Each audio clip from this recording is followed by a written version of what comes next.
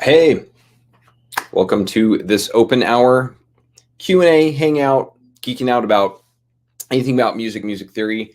This is no planned presentation, so this is just an open hour, as the name suggests. So if there are no questions in the chat, then I'm just going to be working on some stuff here. So I'll keep my eyes peeled for any comments or chat activity, and jump in as the conversation goes. And if there's no conversation, that's fine, because I'm going to be plugging away on some things. There actually is a question that I was going to speak to from the last live stream on YouTube. It was more of a comment, and so I wanted to speak to it here if I can pull it up. I'm going to find what that comment was, which is, and so the last live stream was about, what was it about? It was House of the Rising Sun by the Animals, or performed by the Animals. And so it's actually a really good song. It's in Aeolian, or a minor key, with a borrowed major 4 from Dorian. Here, I'll show it. So the song is in A Aeolian. I used to think it was pronounced Aeolian, but it's Aeolian, with a minor 1. It has a flat major 3, a flat major 6, a major 4 that's borrowed from over in the Dorian mode, the parallel Dorian mode, and then it also has a major 5 borrowed from over here. And so, hey, Keen Music, it's cool to see you on. And so this comment about this progression, and actually just to see the progression, if I can pull up this image here, this is an image of the progression that we talked about in the live stream, and it is basically in the minor key. So it's got, these chords from Aeolian, these chords from Aeolian. So I'm going to underline everything that is in Aeolian. Thank you. I have my coffee here. I actually had forgotten about having coffee this morning, which is crazy because it was the first thought that crossed my mind as I was waking up. So thank you. Ooh, that's good. So I'm going to underline every chord in Aeolian, so you can see like much of this progression, and that's the intro. And the verse also has pretty much the same chords, actually all of the same chords. So I'm just going to underline everything that's Aeolian in the mode proper, as it were, meaning these are native to the Aeolian mode. And so a lot of it, most of it, is Aeolian. But there are some borrowed chords. I'm going to put a little circle underneath the borrowed chords, and you can see them here. Whoop, that's a native chord. And then these borrowed chords. And notice where they're at. They're at some interesting kind of rhythmic positions. And we'll play this progression so you can hear it. But you have D major, which is borrowed from Dorian. So I'm going to fill in D major, D major, D major. So Dorian shows up in those spots, and we have the borrowed chord from Ionian in these spots. And I guess I haven't read the comment yet, so let me read that. So the comment is,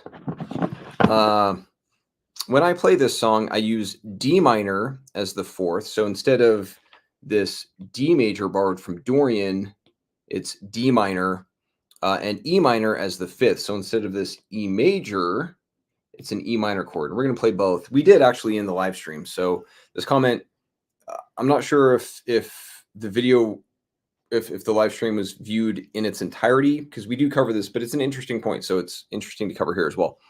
So let me read the comment again without all my interjections that break up the flow. So when I play the song, I use D minor as 4 and E minor as the 5th. What seems strange is D natural and E natural, both of which have notes outside of the minor key. So F sharp and G sharp. The terminology okay, so let me cover that in a sec, because I'm interjecting again. So try with the 4th and the 5th as minor chords and see the difference. And we do play this progression as minor chords in the live stream, and we're going to do it here as well to hear the difference.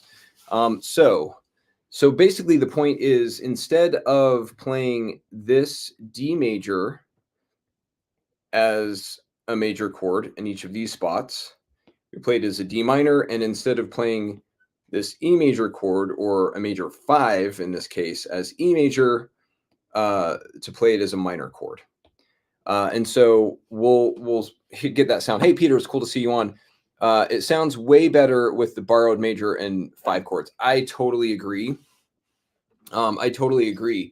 And it has to do with the tension that is added by those 2 notes that are outside of the key, outside of the minor mode, I should say. So before I jumped on, I actually didn't tune this guitar. So let me just do a quick, I'm going to do a quick tuning of this guitar. I prefer actually to tune to a piano. So let me just do that really quick.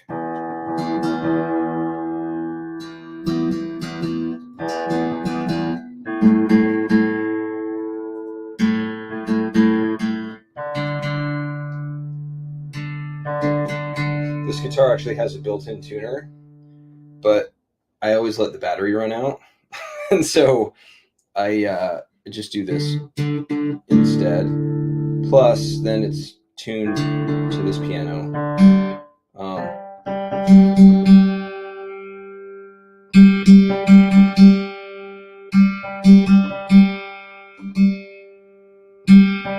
Nice thing about having the labels on both instruments is I can look at the open notes, which match the notes I'm playing. But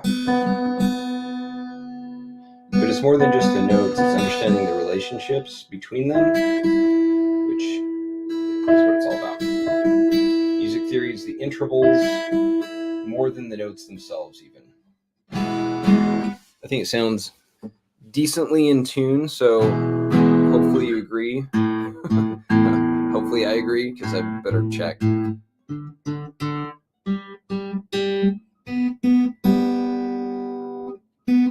I got a paper cut right on my thumb, so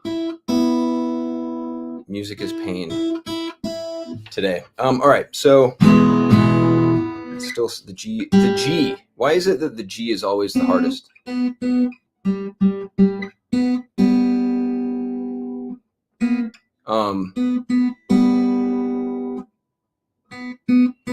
I don't want to just tune my guitar this entire open hour, so it'll have to be enough. But let's see. Let me pull up this diagram, and we're going to play it first as shown with the major chords. To Peter's point, this does sound way better to my ears. And then we're going to play them with the minor chords, and we're going to look a little closer at why it sounds better and why it adds tension to have those chords. So it's so let's just focus on the verse, because that's where a lot of the flow gets going. So it's A minor, C, D, F, A minor, C, E, A, C, D, F, A, E, and then I'm going to come back to that A minor. So the alternative, I'm going to play that progression again with the minor chords, and you can hear the difference. It definitely sounds more watered down. So it's A minor, C major to D minor,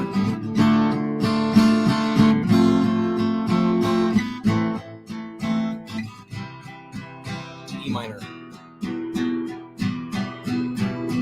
A minor, C to a D minor,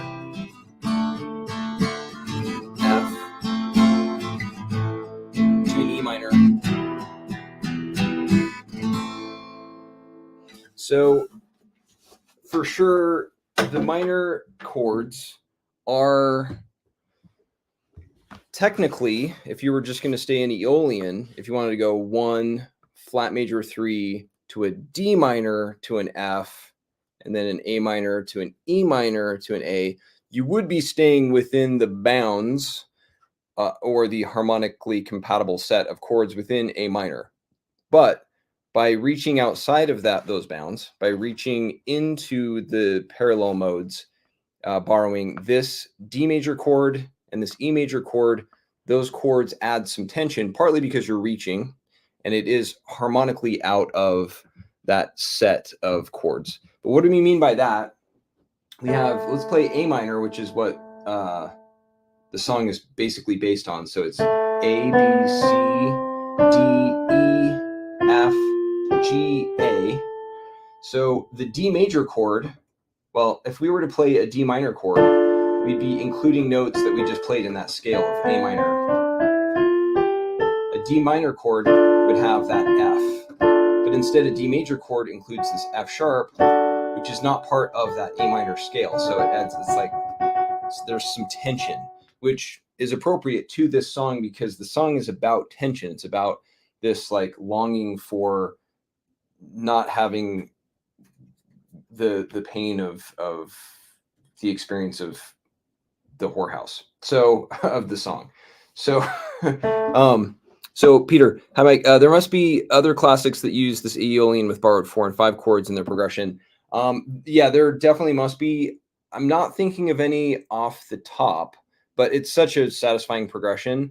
I don't if you can think of any, or if any come to mind, let's look at them, because it is a great sound. And with this G sharp, that's also not part of that minor scale, this note also adds tension. So instead of playing, we add an F sharp. It's almost like an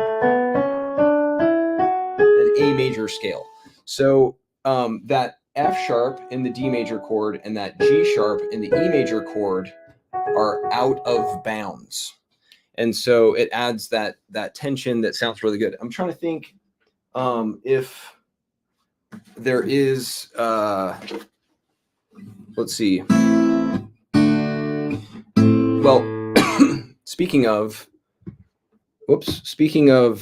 the chords, so by having the song mostly in Aeolian, but borrowing this 4, if we just shift over into Dorian, okay, so now we're looking at Dorian, a minor 1 to a major 4 is the most common progression in the Dorian mode, which you can hear in all sorts of songs like by Pink Floyd, Santana, and others. So this minor 1,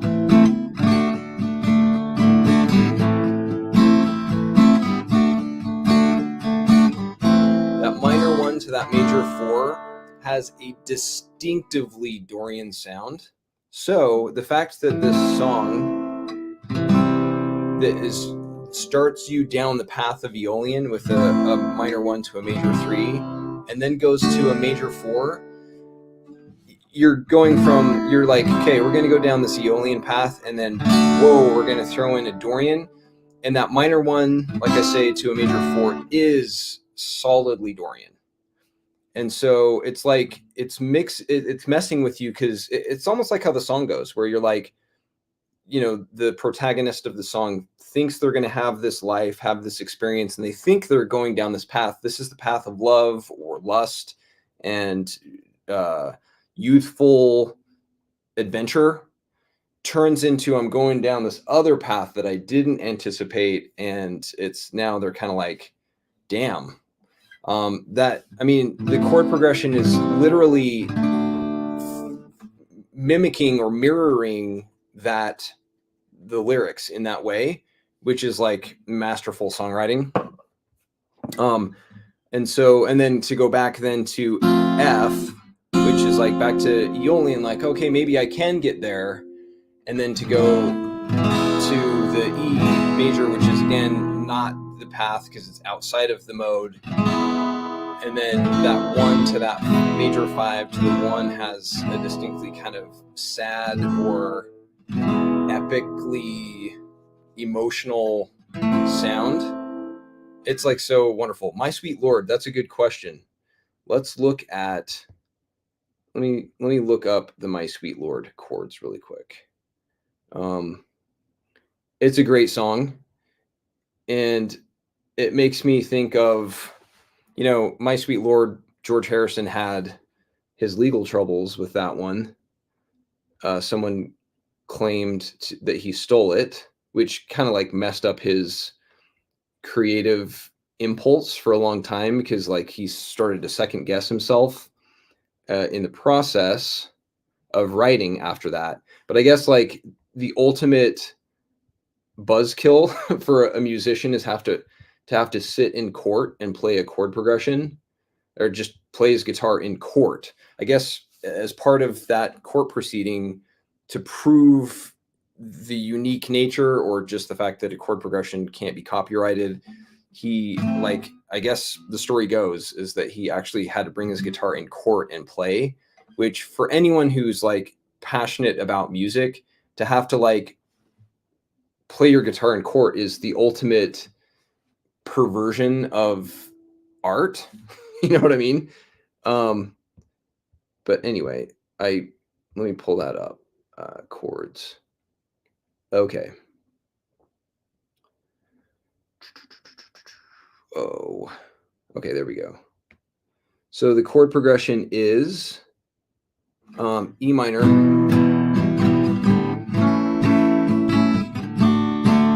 that can't be right. Hold on, this is just the chord. That's not the chord progression. Here we go. All right, so it's E minor. Here, let me just pull this up. So it's E minor to A major,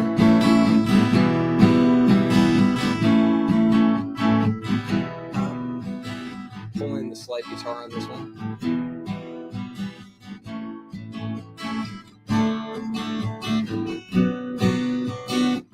Okay, this is a good one. Let's see.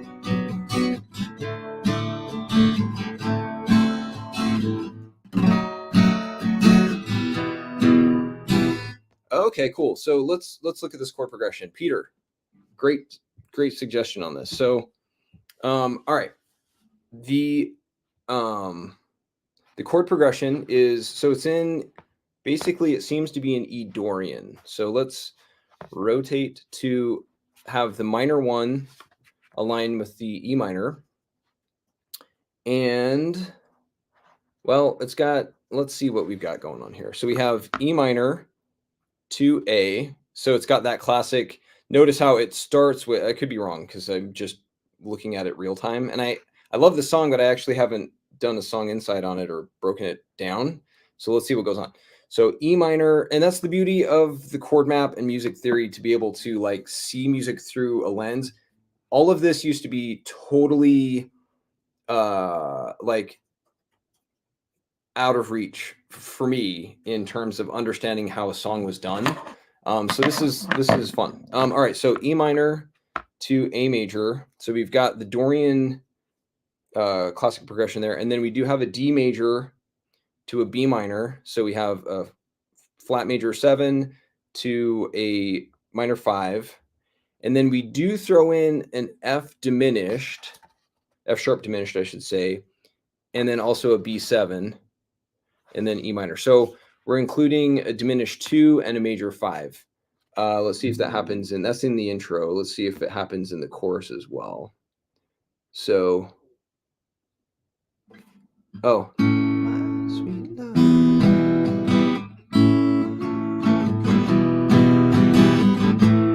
I'm just getting a feel for it, and then I can speak to it. So, I really want to see you. Ooh.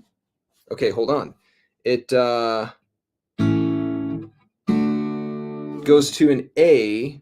Now, normally, okay, the reason I'm oohing and awing on this is normally, and I'm going to do a video on this about dissecting songs and getting a sense for what key and mode you're working with. And here, let me share this screen actually, because basically what I have, I just pulled up Ultimate Guitar, which is helpful, but also misleading because it's just crowdsourced progressions, right? Also, because the chords follow the lyrics, the spacing of the lyrics, because some words have multiple syllables, some words are longer than others, it breaks apart. Like you can't, like this, I can't do my pen on that. I don't think I can do my pen on this. Yeah, I can't. But basically you can see how like these Ds generally align with each other in a column, but then you have like this F sharp diminished that is like in a different spot. And so the nice thing about, say, the nice thing about this diagram, even though I have all my scribbles on it, is that everything is aligned, like in terms of verses, verse sections, and measures, that it's everything's like in clean columns. Whereas with a diagram like this, you start kind of like losing your bearings in terms of where you are in the song. So that's also a challenge. Also, sometimes the chords are just straight up wrong because it's crowdsourced, and also the chords are just telling you what chords to play and not necessarily how they relate. But all of that to say, the fact that this A starts on an A usually indicates, not always, that that is the key in the mode. We were just saying it's an E minor or an E Dorian. Whoops. Hold on. Okay. And because I'm looking at this on an iPad and Ultimate Guitar wants you to get the app, I don't know how much I can see on here, but let's just look at this part because the intro is something we can pick apart, and I'll figure out how to view this better in better real time on the next one. But so it's E minor. So basically what we're doing is we're going E minor to A, or minor 1 to major 4, and then I think there might be a key change going on here, but we have a flat major 7 to a B minor. In other words, a flat major 7 to a minor 5, a flat major 7 to a diminished 2, and then a 5. Okay, and then we go to the choruses. I think what is confusing here is that it looks as though we're playing the chord, like we're starting on A and we're going to E minor. But I think if you were to plot this in measures, it's still continuing that E minor to A, because he's kind of singing the lyrics at the end of the measure to loop back to the E minor. So that, if I'm right, which I think I may be, that's another confusing thing about these crowdsourced transcriptions, is that they don't actually represent the chord progression. They can really throw you for a loop if you're trying to make sense of the harmony at play. And because it's wanting me to download the app, I don't know that I can go past that. Can I? Ooh, maybe I can. Check that out. Okay, cool. So I really want to see you, really do. I really want to be with you.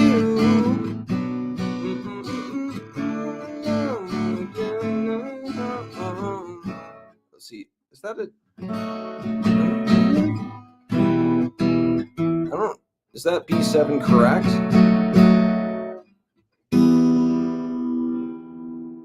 It could be that it's going to a 5 to a flat major 7. I don't know if that's necessarily a key change. Anyway, D Ionian, Bill. Hey, it's cool to see you on, Bill.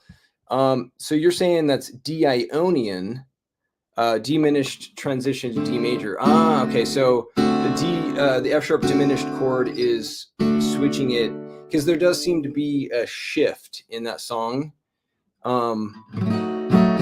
And then you get that, which the B7 isn't in D, but it could be, brings you to that E minor. So, Okay, so because I'm just doing it on the fly, and normally when I like pick these songs apart, like I play through it and like listen to it and I measure it out. That's a big factor for me, is frankly where the chords fall within a progression tells a lot. It's like doing forensic analysis to totally geek out on a song. Part of that forensic analysis definitely has to do with where the chords fall within a progression. Um, and it has to do with just general patterns in terms of chord function and how the chords are propelling the song forward. Their positions within time do have a lot to do with the overall structure, the harmonic structure, and they tell you a lot about the identity of that chord. Of course, the chord names don't necessarily tell you the identity. What really matters is the numeral. The chord names, because as you can see, as we rotate through, the chords stay stationary. They stay fixed in place, but the numerals or their relative position or relative function is what is informing the progression, informs the mode. I mean, it's literally on the chord map, the mode layer, what's rotating is the numerals, because the numerals, or again, the intervals, are what inform what's going on. So I quote Claude Debussy all the time, but it's because it's such an insightful quote. So Claude Debussy, the French composer, uh, you know, once said that music is the space between the notes, and I used to think he was just being poetic. It's beautiful, and I did interpret that originally to mean the silence between the notes, or the rests between the pitches. But I do believe he meant it's the intervals or the space between the notes, just as from the Earth to the moon, or between planets within space, actual space, those planets have no meaning. The content of, let's say, even just the solar system, the content has no meaning without the context of space. You have to have that void or that gap between objects to give them any meaning. And so likewise, the intervals, whether they're the intervals between pitches or the scale degrees within a given key, so the Arabic numbers we use to label intervals, or the Roman numerals we use to label chords, the numbers are really the most important thing. Of course, the pitches, or in this case, the chords, have meaning. You have to have sound to make music, but you have to have context, or the relationship, to give it meaning. So as far as, so I'm gonna have to really dive into this song on like to really make sense of where those chords fall within, because that's the thing about Ultimate Guitar or transcription sites like this, or crowdsource sites I should say, is they often warp a song and don't show it as it really is. And I mean, there are so many layers of obfuscation going on here, in terms of the lyrics. The width of a word throws off. This one seems to be fairly uniform in its width, so it's not doing it as extremely. But here, for example, that it won't take long, my Lord, hallelujah, the bottom line of that verse.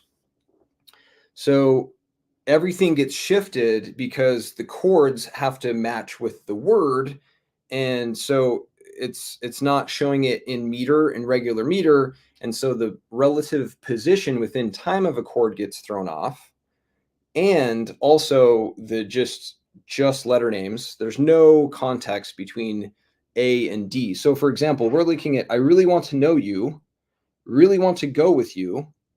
So A, D, B minor, and D. Those letters, if we tried to use the letters in their traditional sense, we might try to make a word out of that, like adabumd. And it's like, what does that mean? But if we look at the actual chords, let's look at not even paying attention to the numerals because it might be out of key as far as that goes, but A, D, B minor. So A and D are harmonically related. As you can see with the color of their root notes are neighbors in the circle of fifths, and so they're harmonically related just visually. But then also you can see the relative positioning within the chord map that B minor is the relative minor of D, because every chord within this inner ring, all of the major chords in the inner ring are aligned with their relative minor chords in this middle ring. And then you have the diminished chords that align with the tonic of a given Ionian mode. So in each case, each pair of chords, those are relative major and minor chords. So for example, C and A minor are relative major and minor chords. G and E minor are relative major and minor chords. D and B minor are relative major and minor chords. So if we come back to this where it's adabumada, or A, D, B minor, and D, just in those first two rows there, you wouldn't know. You just wouldn't know that those chords have any relationship other than hearing them and being like, okay, A to D, A, D sound good, and then a B minor sounds good. Like you'd have to like play it out, but the brain, the human brain, it's like I've heard different statistics, but it's like I've heard like 90%, up to 90% of our Bill, I think the A is starting as, yeah, so as a 5 chord. Okay, so it's starting as a 5 chord. Yeah, so it may just be that we're still in E Dorian. I mean, the song definitely establishes like an E Dorian type vibe with that E minor. So it's the, and then A. And normally, it's not always the case, but normally a song, if it invests that much time and harmonic momentum into establishing the key, which is often the case, is that the key is established with an intro. That's often why there is an intro, is to help establish the harmonic bearings so that, you know, because any notes could be played, but then you start kind of saying, okay, this is our home base. This is our home base. And then everything you hear is now going to be in context of and resolving to that tonic.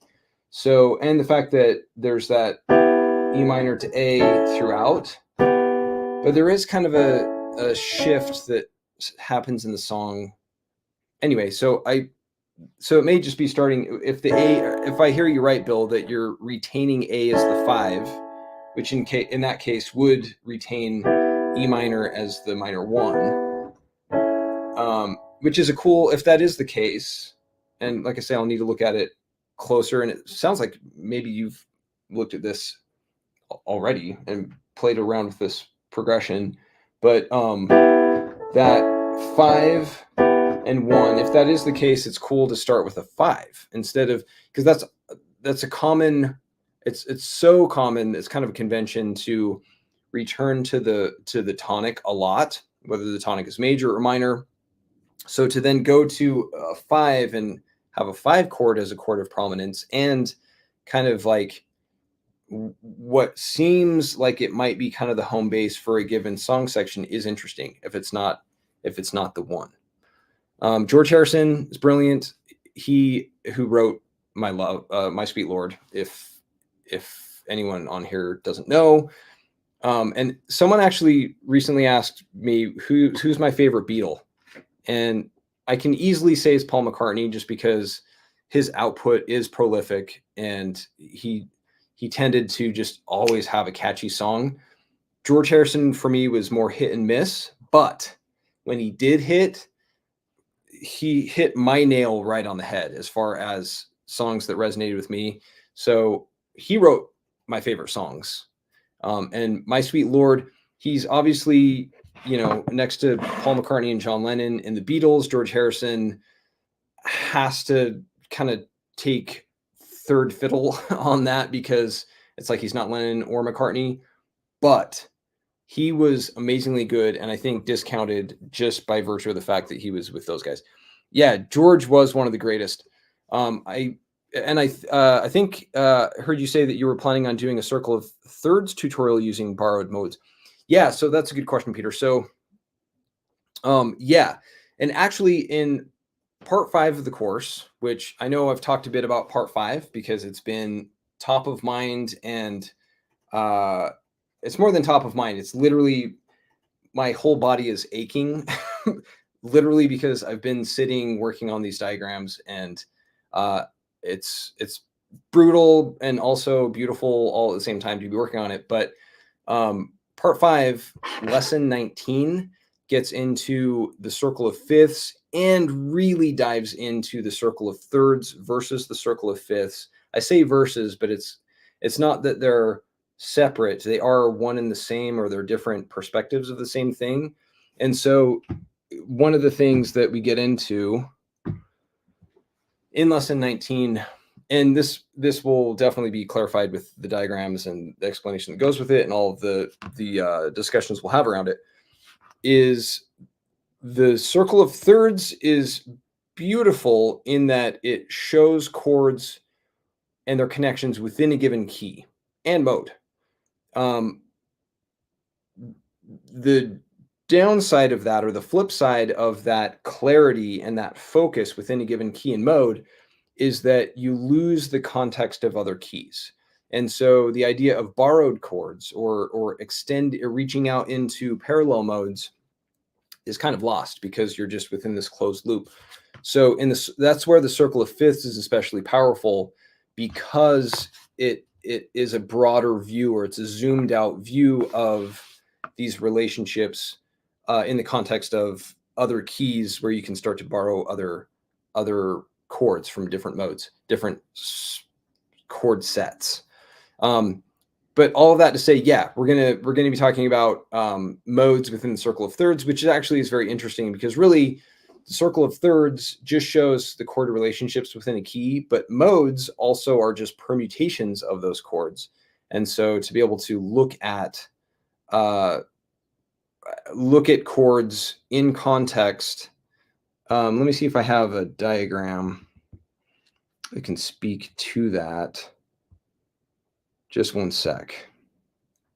This won't be like necessarily the most thorough explanation, but yeah, this at least is kind of a highlight. This is from that live stream where we talked about, we're looking at the G Ionian mode in the circle of thirds. So the circle of thirds is this circle of thirds where you have, in this case, a major third between G and B in the key of G. From B to D, we have a minor third. From D to F sharp, we have a major third, and so on. So it's a circle of thirds. And if we follow that sequence, we have that loop. I know you know, because like you were in on that conversation, but just for anyone like part of the replay crew where they're like, what the hell am I looking at? At least that's a quick overview of where that structure comes from. But then in this case, we scribbled out the Roman numerals to say what the chords were in the context of G major. And we said, in this case, let's look at E minor, which is normally the minor 6.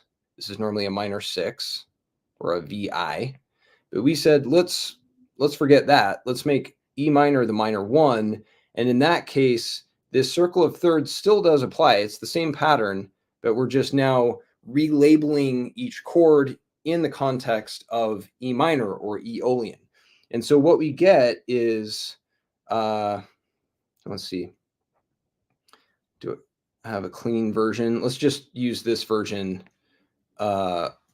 Forget the arrows, and let's just say, normally this is Ionian, and then this is Phrygian, this is Mixolydian, this is Locrian, and this is Dorian, Lydian, and Aeolian. So I'm just doing the first letter of each mode.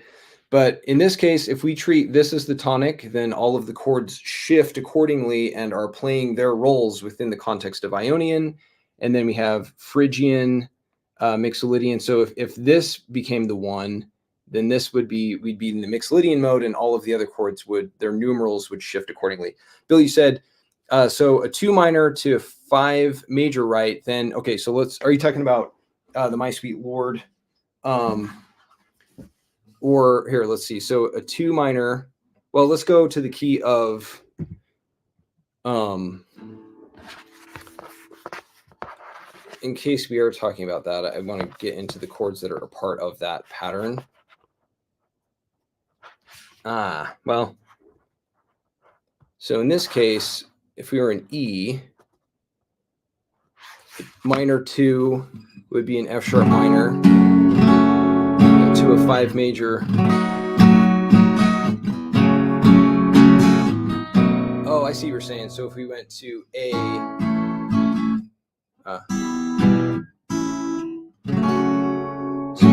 sorry, I switched keys on us. So, and then to 1. So wait, hold on. Which key are we in? Because I started thinking about G and E minor, and I want to make sure that I'm not like totally going or confusing the issue. Bill, when you made that notation on those chords, was that in reference to My Sweet Lord? Because then I can switch into that key and make sense of it from that context. Are we talking about this?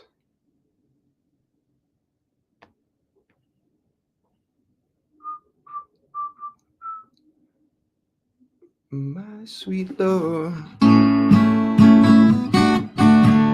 really want to know you.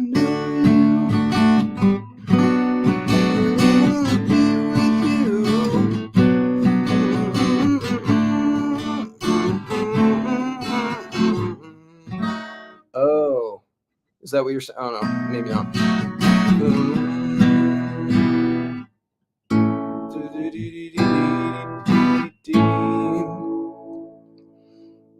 But let's just play that chord progression, because that's let's hear what that is. So it's a minor 2.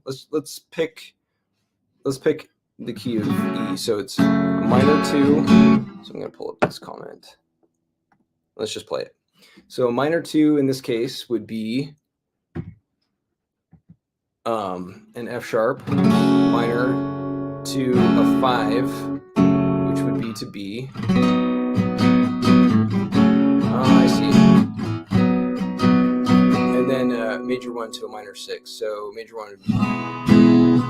I see. Yeah, we were talking about that.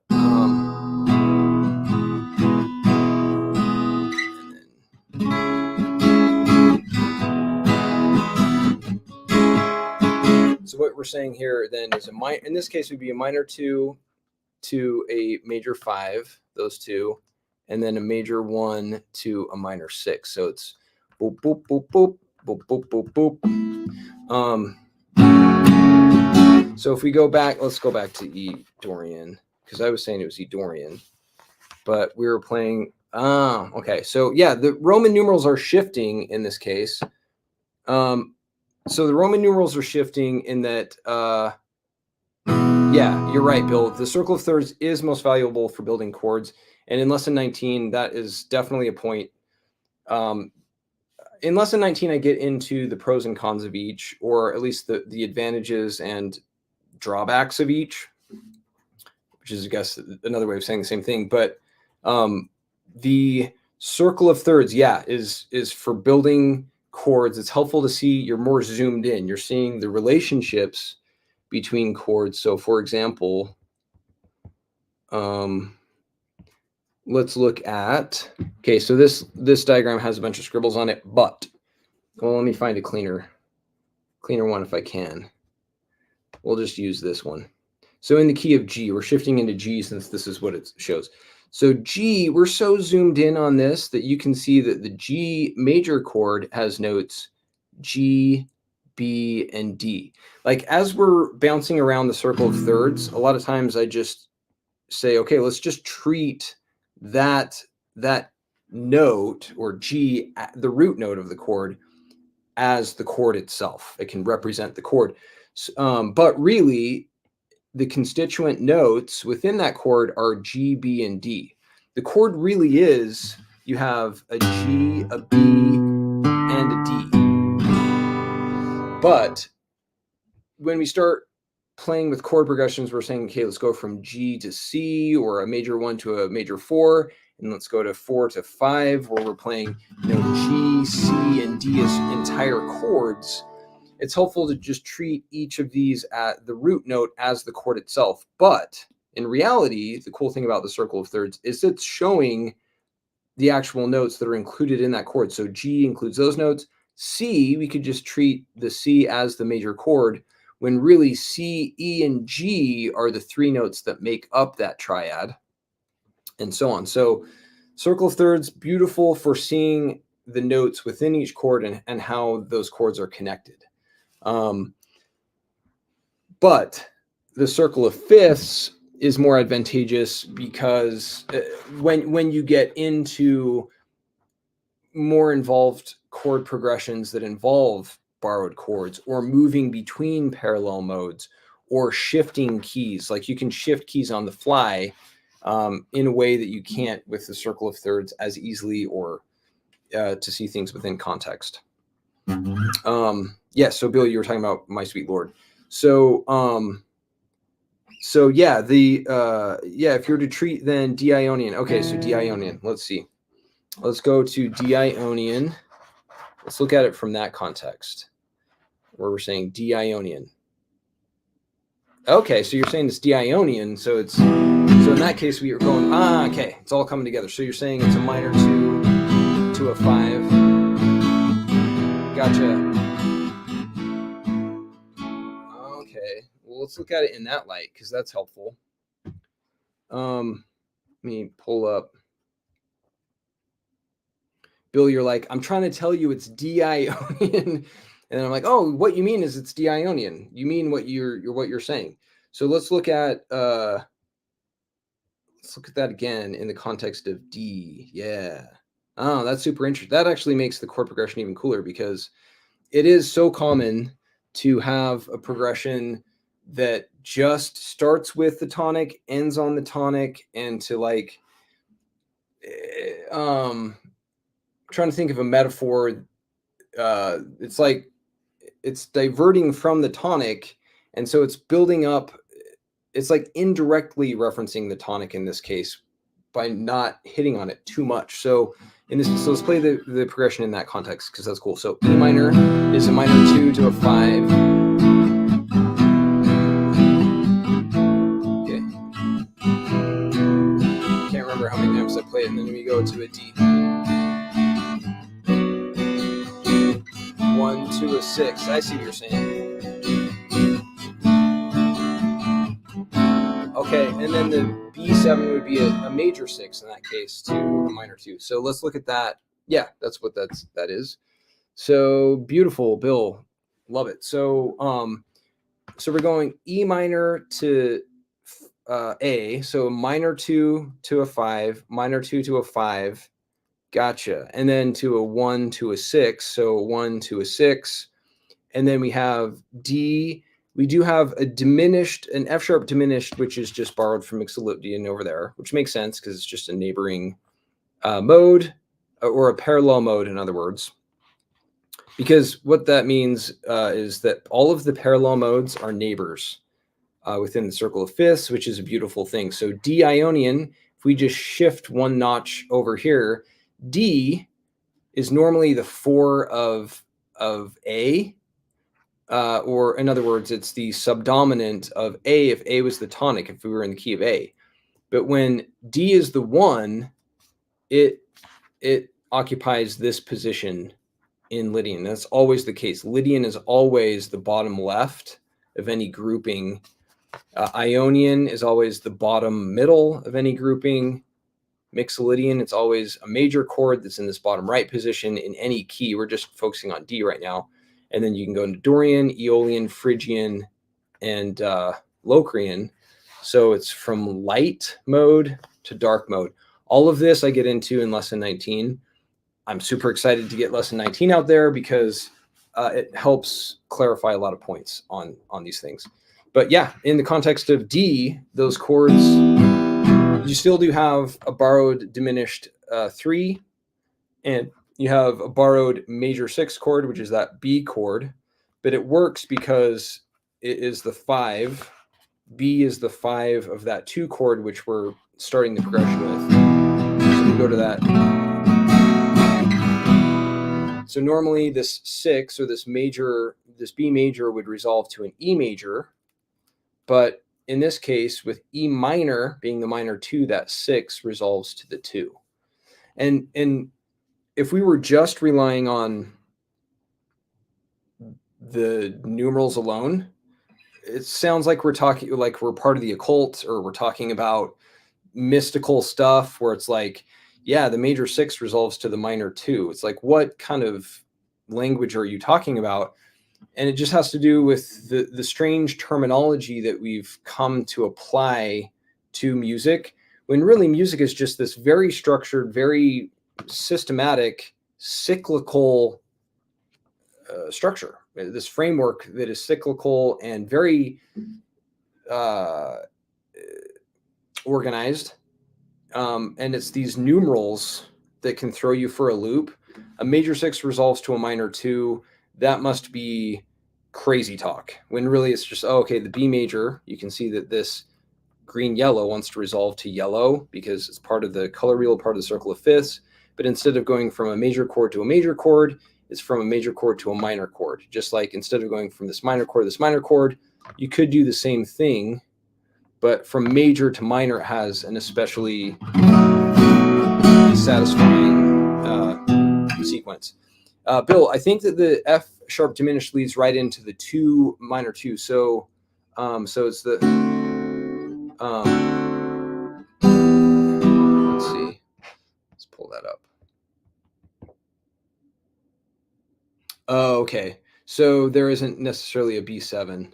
Yeah, if I'm hearing you correctly, it might just be a transcription issue with this Ultimate Guitar. So let's try that. So it's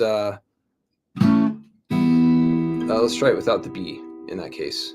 So it's E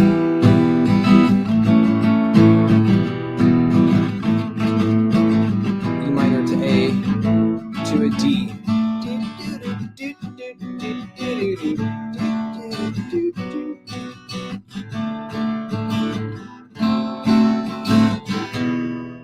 Yeah.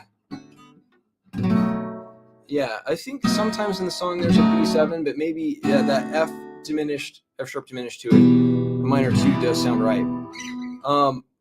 So George Harrison, speaking of George Harrison, I was listening to some YouTube stuff. So I think the F sharp diminished leads right into the minor 2.